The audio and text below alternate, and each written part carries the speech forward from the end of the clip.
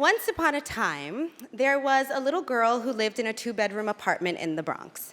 She wasn't allowed to watch much TV, but as a latchkey kid often does, she defied her parents' instructions and found ways to watch anyway. What she saw was a landscape of laughter and insight and light, people listening and people loving and coexisting as family and as neighbors and as community. And even at that young age, hiding out in her neighbor's living room, that little girl realized that there was a magical pace and rhythm to this alternate reality where your world could fall apart into total chaos, and then within about 22 minutes, it could return to calm resolve, as long as you are bold enough and brave enough to laugh about it all. That little girl was me. And the show I was sneaking off to watch was The Jeffersons. And that two-bedroom apartment was apartment 12D in Jamie Towers in the Bronx, and 12D is the very same apartment number that the Jeffersons lived in. And then in the 7th grade, I made the transition from public school to private as I moved on up to a deluxe school on the Upper East Side. And I started to understand why I loved this show so much and why it resonated with me. The world of this show provided a context. And as I walked through life and as I moved on up, the show was at times a mirror and at times a map.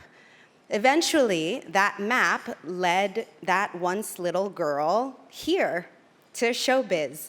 And in a surprising twist, this past year, I found myself sitting at the proverbial table with Norman Lear, preparing for live in front of a studio audience, where I had the profound honor and pleasure of playing the Jeffersons' glamorous neighbor, Helen Willis.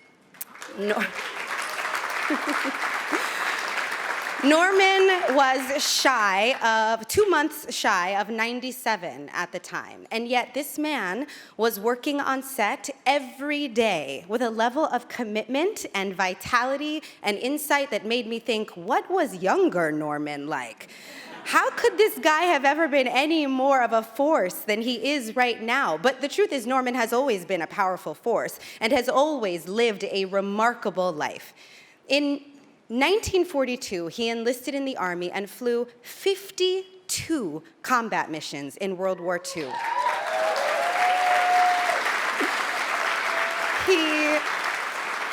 Norman wrote comedy for Dean Martin and Jerry Lewis and the Academy Award-nominated screenplay for Divorce, American Style.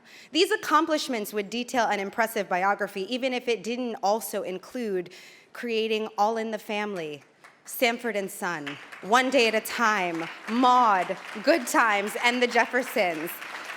Let me say that again. All in the Family, Sanford and Son, One Day at a Time, Maude, Good Times, and The Jeffersons? I mean, think about it.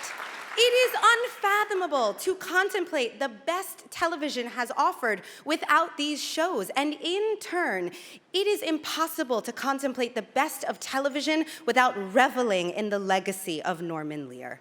So much of where his maps have led us has become part of the very fabric of television. For 7 seasons on Scandal, I played one half of an interracial couple, Olivia Pope and Fitzgerald Grant III, with whom our viewers fell madly in love. And I realize now that there is a palpable connection through the narrative universe directly linking Helen and Tom to how people engage with Olivia and Fitz today. Norman tapped into a powerful method for making people think and changing people's minds, and it distinguishes him in this field. He has moved us forward and advanced the conversation, always with humor, always with joy.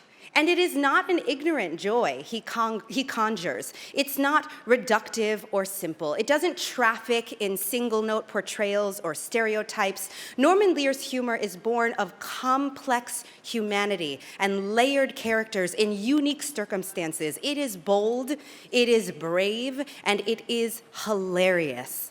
Today, we talk a lot about creating safe spaces for conversation.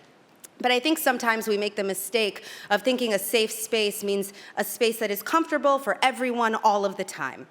But what I'm learning in life is that a safe space is a space where we commit to allowing ourselves to feel the discomfort of brave exchanges. And in that discomfort, we stay and we continue to listen and we continue to share with love and with joy. Norman knew this. He's always known this. He realized that comedy takes the edge off, it lets our guards down, and it allows us to create more room in that safe space for our full selves and for each other. And I think that's the magic that captured my heart as a little girl. Norman Lear's mirrors and maps were an invitation into a more compassionate and loving humanity. It's too hard to hate each other when we're all laughing together. And in that laughter is the endless opportunity for growth. Mirrors and maps for us all. We are all in this family together.